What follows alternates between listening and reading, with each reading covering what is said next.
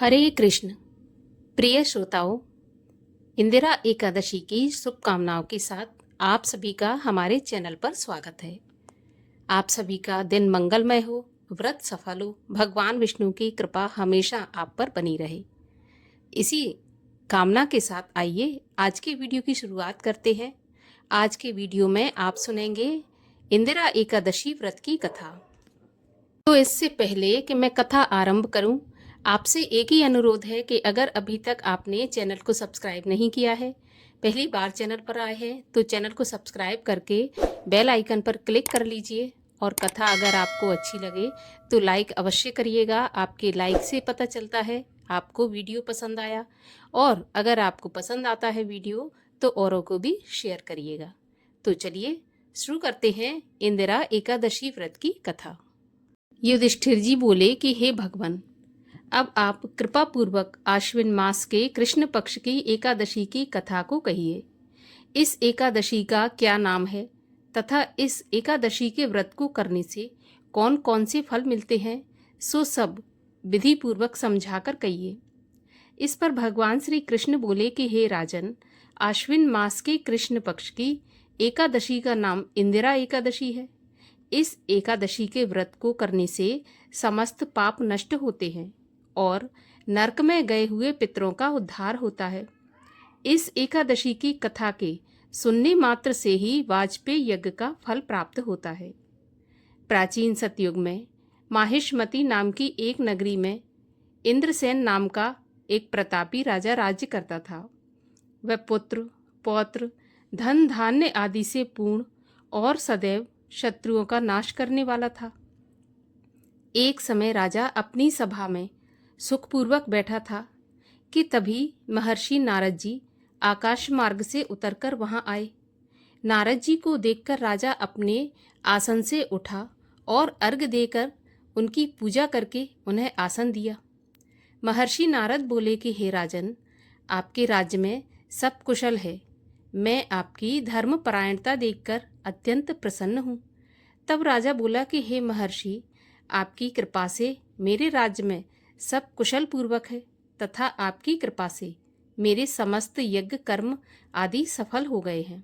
हे देव, अब आपकी क्या आज्ञा है? इस पर नारद जी बोले कि राजन, मुझे एक महान आश्चर्य हो रहा है कि एक समय जब मैं ब्रह्मलोक से यमलोक को गया, उस समय यमराज की सभा के मध्य में तुम्हारे पिता को देखा। तुम्हारे पिता महान ज्ञानी, दानी और धर्मात्मा थे। वे एकादशी के व्रत के बिगड़ जाने से यमलोक को चले गए।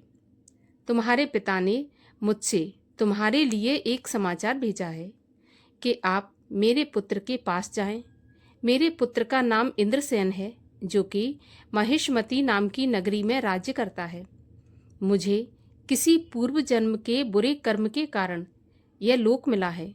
यदि मेरा पुत्र इंद्रसेन आश्विन मास के कृष्ण पक्ष की इंदिरा एकादशी का व्रत करे और उस व्रत के पुण्य को मुझे दे दे, तो मेरी मुक्ति हो जाए और मैं इस लोक से छूटकर स्वर्गलोक में वास करूंगा।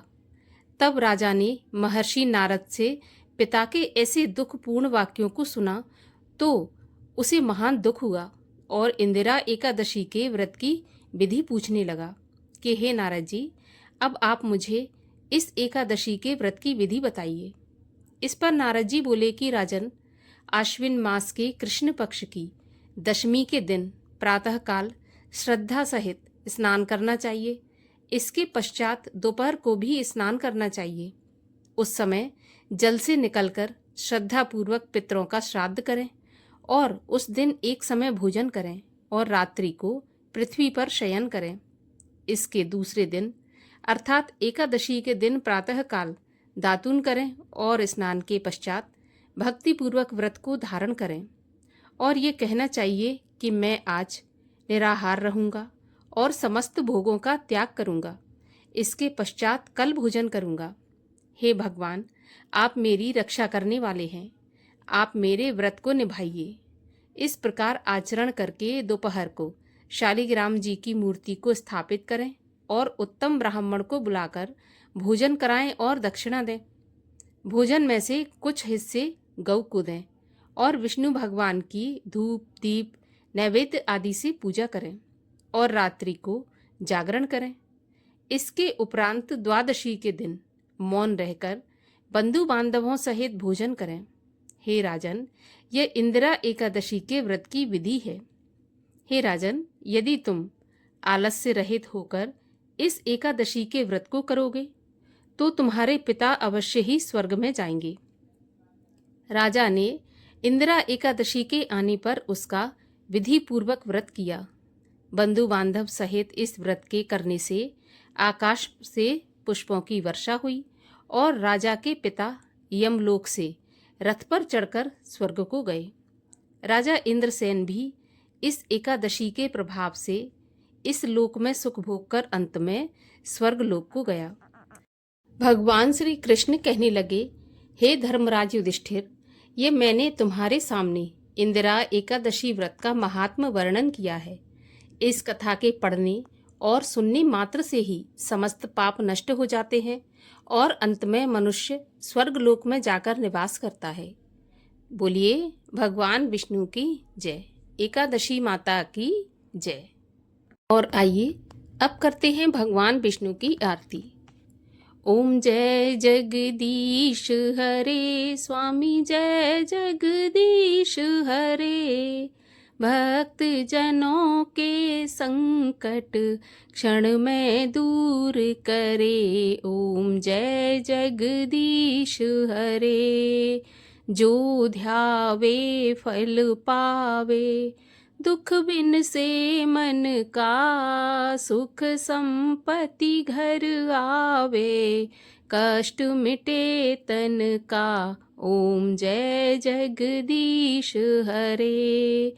मातु पिता तुम मेरे, शरण गहूँ किसकी। तुम बिन और न दूजा, आस करूं जिसकी। ओम जय जगदीश हरे। तुम पूर्ण परमात्मा, तुम अंतर्यामी। पार ब्रह्म परमेश्वर, तुम सबके स्वामी। ओम जय जगदीश हरे। तुम करुणा के सागर, तुम पालन करता। मैं सेवक तुम स्वामी, कृपा करो भरता। ओम जय जगदीश हरे। तुम हो एक अगोचर, सबके प्राणपति। किस विधि मिलूं दयामय, तुमको मैं कुमति। ओम जय जगदीश हरे। दीन बंधु दुख हरता, तुम ठाकुर मेरे। अपने हाथ उठाओ, द्वार पड़ा तेरे। ओम जय जगदीश हरे। विषय विकार मिटाओ, पाप हरो देवा। श्रद्धा भक्ति बढ़ाओ, संतन की सेवा। ओम जय जगदीश हरे। तन मन धन सुख संपत, सब कुछ है तेरा। तेरा तुझको अर्पण, क्या लागे मेरा। ओम जय जगदीश हरे।